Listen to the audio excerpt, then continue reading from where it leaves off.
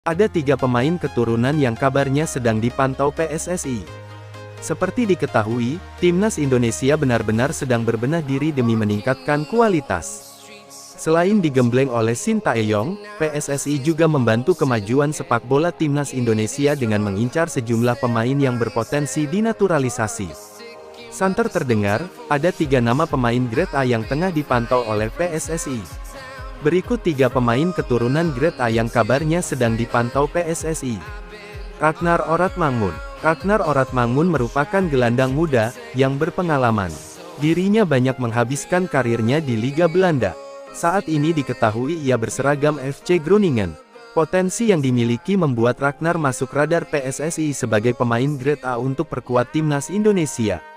Sejauh ini, Ragnar sangat terbuka untuk kemungkinan naturalisasi, selama PSSI serius memintanya memperkuat timnas Indonesia.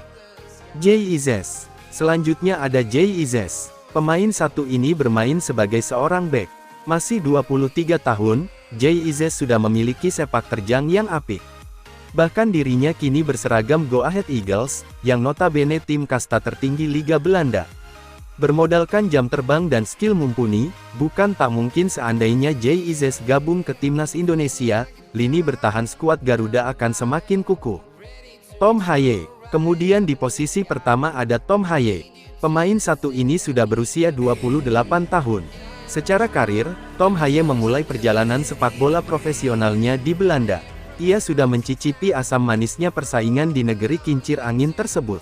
Terlebih di usianya yang ke-28 tahun, makin membuat Tom Haye kian matang secara sepak terjang. Tom Haye sendiri sempat dikaitkan dengan timnas Indonesia. Itu tak terlepas dari darah keturunan neneknya, yang berasal dari Sulawesi. Sementara itu, sang kakek berasal dari Solo. Kini pemain berposisi gelandang bertahan tersebut berseragam SC Heerenveen. Jika PSSI serius, bukan tak mungkin Tom Haye bersedia main di timnas Indonesia.